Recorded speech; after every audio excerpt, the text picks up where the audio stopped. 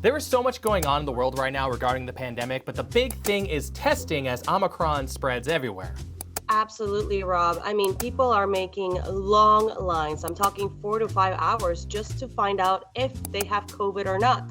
That's why the government is obviously focusing on getting these tests out. However, scammers are taking advantage of these gaps and they're trying to take advantage of consumers so that they can get their money. Great. It's hard enough with all the coronavirus misinformation out there, and now we have the scammers. So what kind of scams are we seeing nowadays? Consumers are receiving robocalls, text messages, emails offering COVID-19 tests or COVID-19 results.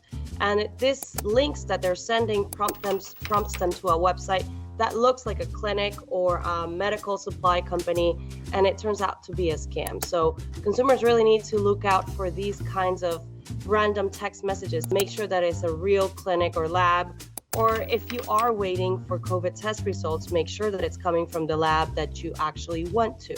So a good rule of thumb is always ignore a cold call or really never believe anything on the internet.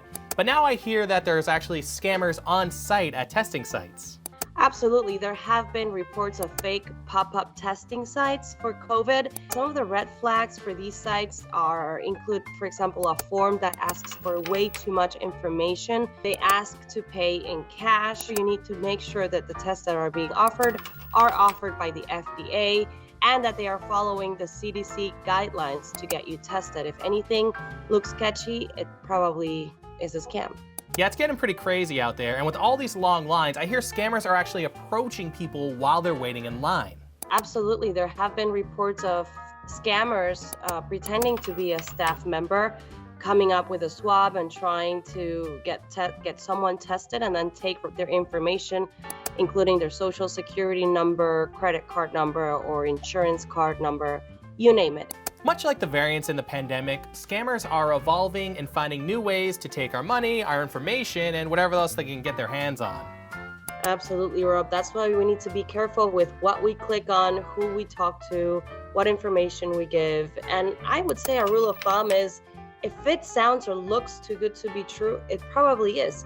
If you're looking at a testing site that has a very short line when everybody is making 4 to 5 hours in a line, that's probably a red flag. If they're asking for way more information than needed, or if they don't follow any protocols, you got to be careful out there.